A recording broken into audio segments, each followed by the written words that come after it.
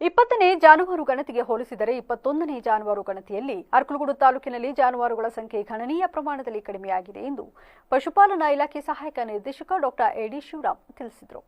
ಅರಕಲಗೂಡಿನಲ್ಲಿ ಸುದ್ದಿಗೋಷ್ಠಿ ನಡೆಸಿ ಮಾಹಿತಿ ನೀಡಿದ ಅವರು 79,000 ಇದ್ದ ಹಸುಗಳ ಸಂಖ್ಯೆ 73,000ಕ್ಕೆ ಹಾಗೂ 15,000 ಇದ್ದ ಎಮ್ಮೆಗಳ ಸಂಖ್ಯೆ 6,300ಕ್ಕೆ ಇಳಿದಿದೆ.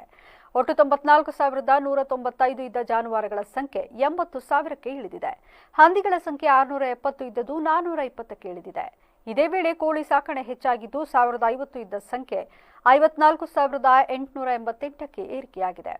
ನಾಯಿ ಸಾಕಾಣಿಕೆಯೂ ಹೆಚ್ಚಳವಾಗಿದ್ದು 2,464 ಇದ್ದದ್ದು 2,900ಕ್ಕೆ ಹೆಚ್ಚಳವಾಗಿದೆ ಎಂದ ಅವರು, ತಾಲೂಕಿನಲ್ಲಿ 2 ಪಶು ಚಿಕಿತ್ಸಾ ಆಂಬ್ಯುಲೆನ್ಸ್ಗಳಿದ್ದು ಇವು ಬೆಳಿಗ್ಗೆ 9 ರಿಂದ ಸಂಜೆ 5ರವರೆಗೆ ಕಾರ್ಯನಿರ್ವಹಿಸಲಿದೆ. 1962 ಸಹಾಯವಾಣಿಗೆ ಕರೆ ಮಾಡಿದರೆ ಉಚಿತ ಸೇವೆ ಒದಗಿಸಲಾಗುವುದು. ತಾಲೂಕಿನ ರೈತರು ಇದರ ಉಪಯೋಗ ಪಡೆಯುವಂತೆ ತಿಳಿಸಿದರು. ಹಿಂದಿನ ಸೆನ್ಸಸ್ ಅಂದ್ರೆ 20ನೇ ಸೆನ್ಸಸ್ ಅಲ್ಲಿ ನಮಗೆ ಕಂಪೇರ್ ಮಾಡಿದಾಗ 21ನೇ ಸೆನ್ಸಸ್ ಅಲ್ಲಿ ನಮ್ಮ ಜಾನುವಾರುಗಳು ಗಣನೀಯವಾಗಿ ಕಡಿಮೆ ಆಗಿದೆ. ಈಗ ಲಾಸ್ಟ್ ಟೈಮು ನಮಗೆ 79,000 ರಾಸುಗಳು ಜಾನುವಾರುಗಳಿದ್ದು ಹಸುಗಳಿದ್ದು, ಈ ಸಾರಿ 73,000 ಇದೆ. 15,000 ಬಫೆಲೋ ಇದ್ದು, ಈ ಸಾರಿ 6,300 ಇದೆ. ಒಟ್ಟು ಇವಾಗ ಜಾನುವಾರುಗಳ ಸಂಖ್ಯೆ 80,000 ಆಗಿದೆ. ಹಿಂದೆ ಇದ್ದಿದ್ದು 94,195. ಪಿಗ್ ಇದ್ದಿದ್ದು 670 ಇತ್ತು, ಈಗ 420 ಇದೆ.